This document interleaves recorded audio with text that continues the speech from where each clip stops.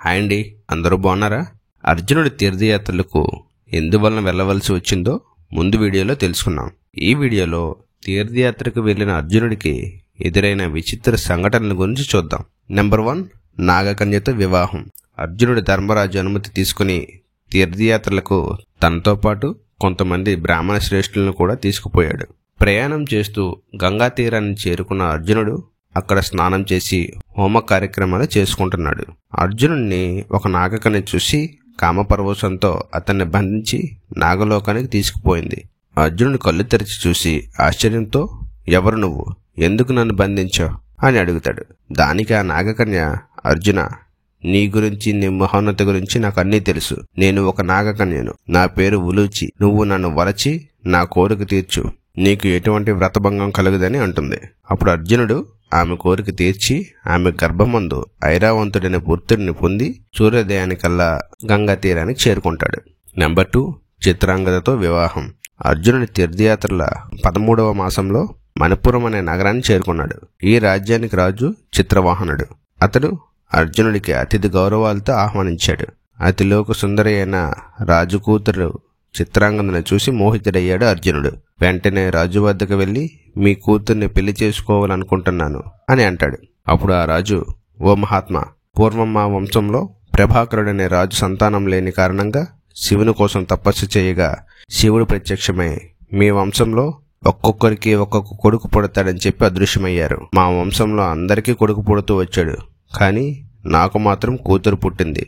కనుక ఈమెకు పుట్టబోయే కొడుకు నా రాజ్యానికి రాజు అవ్వాలి. నా కోరిక మీకు అంగీకారమైతే తనని మీరు వివాహం చేసుకోవచ్చని అంటాడు. అర్జునుడు సరేనని చిత్రాంగదను వివాహం చేసుకున్న కొంతకాలానికి వీరికి బభ్రువాహనుడనే కొడుకు పుడతాడు. తన కొడుకును రాజైన చిత్రవాహనుడికి వారసుడిగా ఇస్తాడు. నెంబర్ 3, మొసళ్లతో యుద్ధం.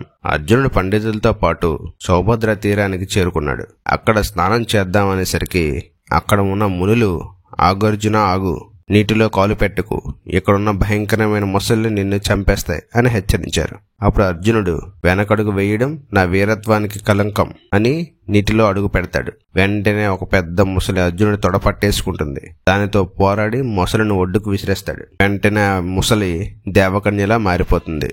అర్జునుడు అందరూ చూస్తూ ఉండిపోయారు. ఎవరు నువ్వు?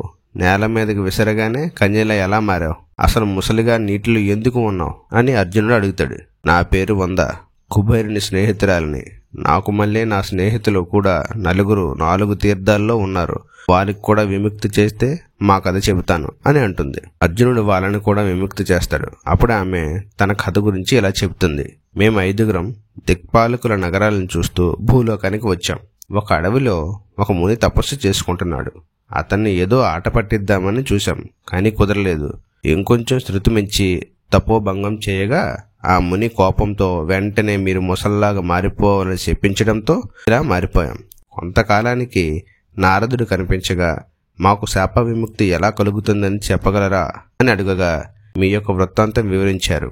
పాండురాజు కొడుకైన అర్జునుడు తీర్థయాత్రలకు వచ్చినప్పుడు మిమ్మల్ని కాపాడుతాడని నారదుడు చెప్పాడు. అప్పటి నుండి ఈ తీర్థాల్లో భయంకరమైన మొసళ్ళగా ఉన్నాం.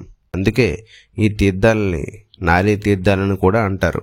చూశారు కదండి అర్జునుడికి ఎదురైన విచిత్ర సంఘటనల గురించి. ఇలాంటి ఇంకెన్నో ఇంట్రెస్టింగ్ విషయాల కోసం మన ఛానల్ని లైక్, షేర్, సబ్స్క్రైబ్ చేసుకోండి.